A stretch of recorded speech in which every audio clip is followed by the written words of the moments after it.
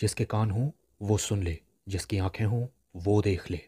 हम उन लोगों के लिए विशेष धन्यवाद देना चाहते हैं जो हमें एसबीआई पे, गूगल पे और पेपलिंक के द्वारा हमारी सेवकाई में बोते हैं। डिस्क्रिप्शन बॉक्स में दिए हुए लिंक से आप भी बो सकते हैं।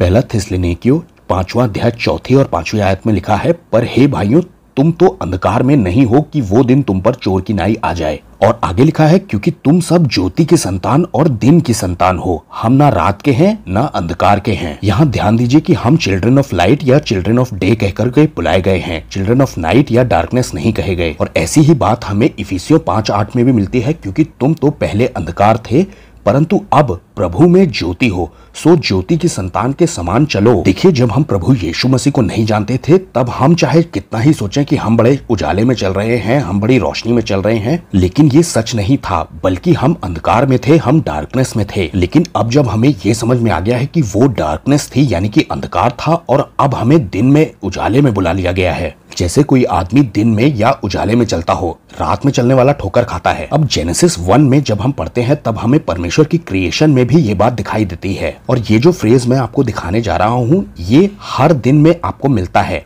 उत्पत्ति 1:5, तब परमेश्वर ने उजियाले को दिन और अंधियारे को रात कहा, फिर सांझ हुई, फिर भोर हुआ और इस प्रकार पहला दिन हो गया। और फिर दूसरे दिन भी यही बात हुई कि शाम हुई और फिर दिन हो गया यानी सुबह हो गई, और फिर दूसरा दिन हो गया। फिर तीसरे दिन भी यही बात लिखी है कि इवनिंग हुई, मॉर्निंग हुई। चौथे दिन भी यही लिखा है कि सांझ हुई, फिर भोर हुआ, फिर चौथा दिन हो गया। पांचवें दिन और छठे दिन भी यही बात लिखी हुई दिखाई देती है। अब इसके पीछे के भेद को मैं आपको समझाने की कोशिश करता हूँ। देखिए, परमेश्वर का जो दिन है वो शाम से शुरू होता है, ये बाइबल में हिब्रू स्कॉलर्स बताते हैं। मतलब कि परमेश्वर ने इस बात को ऐसे दर्ज कराया है कि शाम हुई और फिर भोर हुआ यानी कि सुबह हुई, और इस तरह से दिन बदल रहे थे। परमेश्वर की नजर से जो कल का दिन है वो आज की शाम से शुरू हो जाएगा, और जब सुबह हो जाएगी तब वो दिन खत्म हो जाएगा। इसके लिए एक एग्जाम्पल समझिए।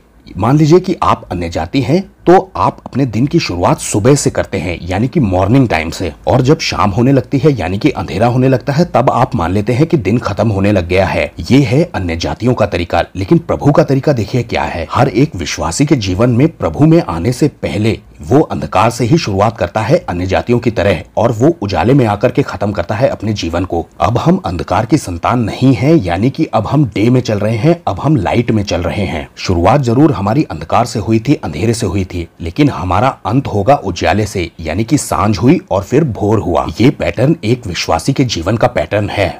आसान भाषा में एक अन्य जाति जो होता है वो अपने दिन की शुरुआत सुबह सुबह करता है और अपने दिन का अंत करता है शाम को, यानी कि अंधकार के समय में उसका जीवन ही खत्म हो जाता है। लेकिन एक विश्वासी के जीवन में इसका उल्टा होता है। वो सांझ से भोर को जाता है, यानी कि वो शुरुआत तो अंधकार से करता है लेकिन उसकी आखिरी स्टेज में वो खत्म करता है उजियाले पर। अन्य जाति लोगों की किताब में ये बात ऐसे लिखी मिलेगी कि आप सुबह सुबह उठिए, सूरज को प्रणाम करिए, आपका दिन शुरू हुआ है। लेकिन शाम होते ही यानी अंधकार आते ही उनका दिन खत्म हो जाता है। ऐसे ही उनकी लाइफ भी खत्म हो जाती है अंधकार में। भले उन्होंने शुरुआत उन्हें लगता है कि उजाले से की थी, लेकिन परमेश्वर का पैटर्न है सांझ हुई और फिर भोर हुआ, यानी कि अंधकार से उजाले की ओर हमारे जीवन की समाप्ति होती है। क्योंकि हमारा भविष्य अंधकार में नहीं बल्कि उजियाले में आ गया है। हम यीशु मसीह के साथ सर्वदा रहने वाले हैं। लेकिन एक अविश्वासी की मृत्यु उसे लास्ट में अंधकार में ले जाती है, क्योंकि उसे लगा था कि उसने दिन की शुरुआत सुबह से की है। तो सांझ हुई फिर भोर हुआ आपको पढ़ने में उल्टा लग सकता है, लेकिन वो दरअसल सीधी बात है। मुझे लगता है आप भी इस बात को समझ गए होंगे।